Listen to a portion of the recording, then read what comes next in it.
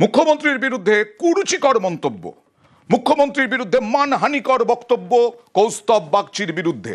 এই কৌস্তব বাগচির বিরুদ্ধে থানায় এফআইআর দায়ের। কৌস্তব বাগচি তার বিরুদ্ধে থানায় এফআইআর দায়ের মানহানির অভিযোগে। টালিগঞ্জ থানায় বিজেপি নেতা কৌস্তব বাগচির বিরুদ্ধে এফআইআর। ফেসবুকে পোস্টে কুরুচিকর মন্তব্য, আর এই নিয়েই আক্রমণ শানিয়েছিলেন মন্ত্রী চন্দ্রিমা ভট্টাচার্য। রাজনৈতিকভাবে লড়তে পারেন, লড়ুন, আমাদের কোনো আপত্তি নেই, কিন্তু এইরকম ব্যক্তিগতভাবে খুব ব্যক্তিগত জীবনের কুৎসা রটিয়ে কিছু করতে পারবেন না। মমতা বন্দ্যোপাধ্যায় দক্ষিণ কলকাতা থেকেই উঠেছেন। দক্ষিণ কলকাতার মাটিটা তার মাটি, দক্ষিণ কলকাতা পশ্চিমবঙ্গের বাংলার অঙ্গ।